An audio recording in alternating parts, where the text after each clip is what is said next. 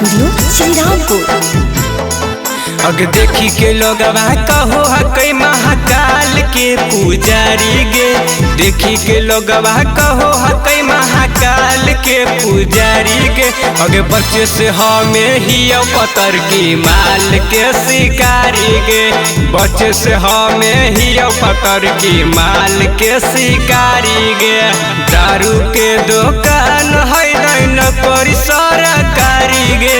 दारू के दुकान है नौकरी सरकारी गे। अगे बच्चे से हमें ही पतर की माल के शिकारी गे। बच्चे से हमें ही पतर की माल के शिकारी गे। बच्चे से हमें ही पतर की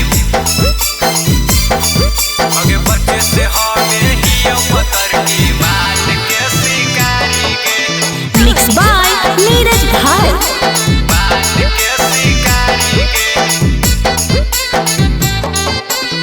बैठिए के कार में घूमो बाजार गे। रोकतो पुलिस आबो तो देव गोली मार गे। बैठिए के कार में घूमो बाजार गे।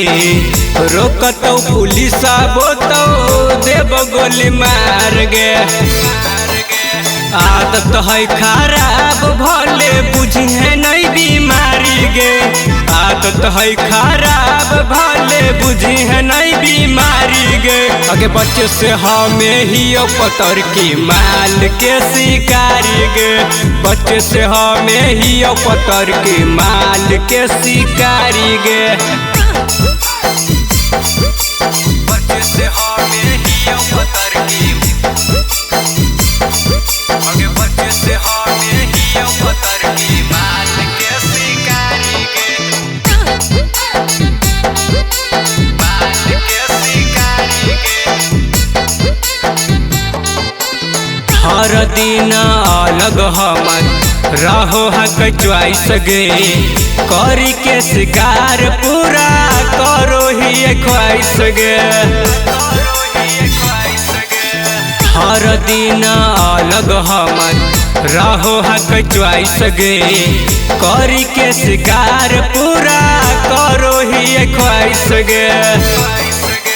मोनू मगहिया मैंने जगहिया के करो हकई खरीदारी गे। मोनू मगहिया मैंने जगहिया के करो हकई खरीदारी गे। अगे बच्चे से हमें ही पतर की माल के शिकारी गे। बच्चे से हमें ही पतर की माल के शिकारी गे। Kanchan recording studio Shrirampur.